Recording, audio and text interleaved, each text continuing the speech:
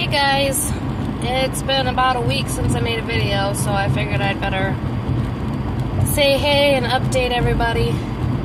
Not that my life is so exciting, but so I was just listening to my last video because I couldn't remember what I said, and I had mentioned that my coworker had informed me that I got Employee of the Quarter, and that it wasn't at the meeting. Well, the following Thursday, it was at the meeting. They announced it, to everybody, and they had a little plaque thingy.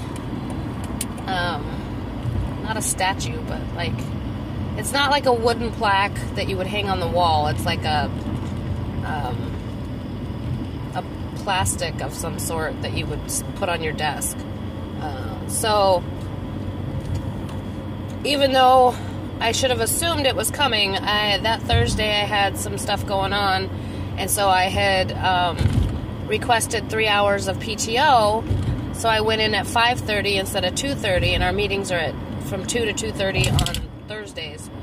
And so apparently that was the day they announced it and wanted to give me the plaque. And so when I got to work, everybody was like, everybody's looking for you, everybody's looking for you. I'm like, why? They were like, you missed the meeting, they announced your thing. I was like, oh, well, not much I could do about it now, but I thought it was pretty hilarious that I totally spaced it and just was like, hey, whatever. Not that it really matters. I got the plaque anyway. There was no money involved, so, yeah. So that's pretty cool, though. It has my name on it. It's my first, little award I've ever gotten. Ever, that I can think of. And, so that's kind of exciting. It makes you feel good, even if there's, it's literally just a plaque and a pat on the back. It does make you feel good. So, again, I haven't been doing a lot of videos. I'm in my husband's car right now. My rental ran out, and my car is totaled, and the body shop is not taking responsibility for the fact that they took so long. I just don't understand their process. They, according to the phone calls I had, they were waiting to get it in the shop. Then they got it in the shop, and they ordered the parts that they needed, like the bumper and the headlight, blah, blah, blah. Oh, we're waiting for parts, he says.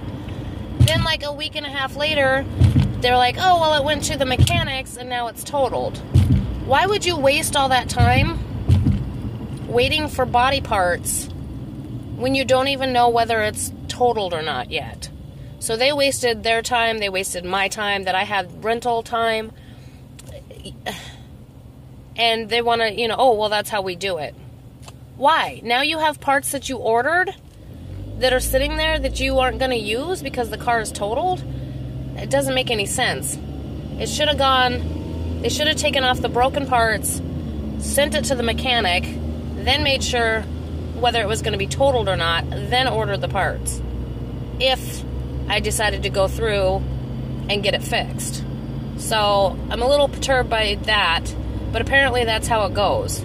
So just be aware of that if you ever total your car, that I would state ahead of time that no parts are to be ordered until it's gone to the mechanic, and it needs to go quickly to know whether it's going to be totaled or not, because probably 2 weeks was wasted that I didn't have on my rental. So now I'm driving my husband's car, and he's driving his beat up old pickup truck, which is whatever. It is whatever. But, yeah, and then unfortunately, because he just switched jobs, even though he has the credit, and we have the income, nobody's going to touch a car loan right now. So, because I don't have the credit. I have the income, but I don't have the credit. And I have the job history. So, anyway, that's that. The landlords came through to take measurements. They'll be putting the lockbox on the house soon. So we did get the house clean for that, at least as clean as it was going to get. There was, I hit a certain point and I was just like, fuck it, I don't care. They'll deal with the rest. It's not horrible, So, did that, and I'm really need to start getting serious about going through stuff,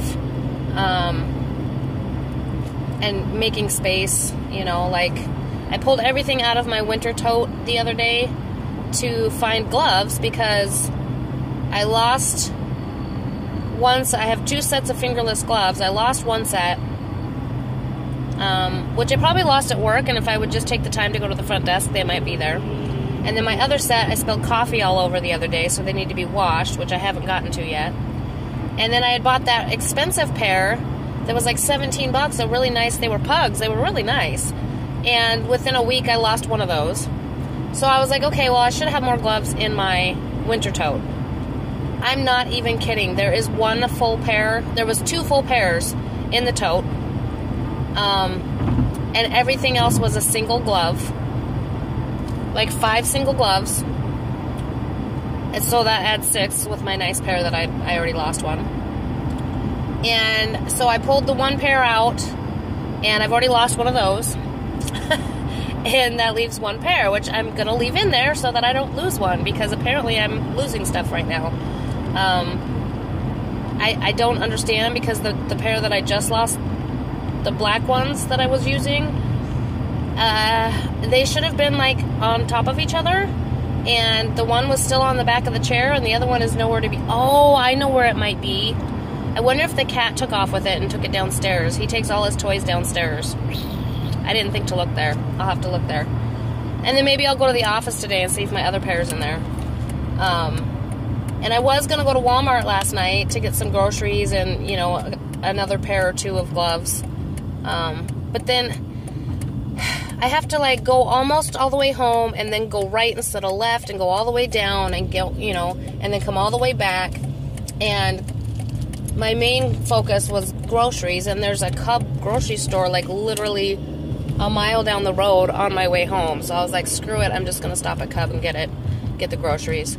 And they don't usually have cheap gloves, so anyway, that's that. I did get a few groceries. Things are really financially screwed at the moment. So, you know, we're down to ramen and mac and cheese, and I got a loaf of bread and some eggs and a bag of potatoes. I'm just going to try to make do with what we have for another 2 weeks and go from there. It was kind of cool, though, because I was, like, pushing up to the register, and I was like, man, this is at least $50. And I was trying not to spend that much. And I got everything rung up, and it was $49 exactly. I was like, wow, that was a really close estimate. So I had to giggle at that, but, yep, so I did that, and then I still need to get this broken tooth with the temporary filling pulled, but I don't have time to make the phone call or the appointment or go to the appointment or pay the money for the copay. Like, I just don't. I don't have the time. I don't have the patience. I don't have the brain capacity right now to deal with that. And then, oh, also, so last night on the way home, I was thinking, you know, I haven't seen a garbage bill for a minute. I wonder if the garbage bill is due. And I woke up this morning and there was a voicemail on my phone from the garbage company saying my bill is past due. And I was like, well, look at that. It's really weird. My instincts have been kind of really on lately. So I thought that was interesting. So something is crunching over there. Anyway, oh, turning on my blinker to shift. Yeah, so that was interesting. So I got to take care of that in the morning. And, oh, I got through, I've been piling up my change on my nightstand because I haven't had a chance to go through it. So I pulled all the pennies out today while I had a few minutes to go through them, and I got really excited because I had 2 1982 small date D's, and on that particular one, you want a copper one. So 1982 small date D, if you get a copper, it's worth some money. And one looked pretty obviously zinc, but the other one looked like it could have been copper. And, like, my heart sped up a little bit. I was like, oh, God, please. You know, because I could really use the extra money right now. And I got out my scale, and I weighed them both, and I was like, damn. They were both zinc. But it is what it is. And they were the last 2 of the bunch that I checked, too, so that was kind of weird. But, yeah, so I did that, and now tonight or tomorrow I'll go through the regular change and put that in my change purse so I can spend it. I've been running around with a roll of quarters. I think it's a roll of quarters and a roll of nickels that I was going to use as currency, you know, like at the gas station and just pull out the quarters to spend. But I get nervous that they're going to, like, want to open it and count it right there and make people wait and stuff. So I'm too nervous to do that. And I don't have a bank. And so I'm nervous to go into a bank because I'm afraid they're going to make me put it in the damn Coinstar or some shit. So they just keep sitting in my purse waiting for I don't know what. Yeah. I do have probably enough to make another roll, though. I don't know. I need to figure out what to do with them. And what else?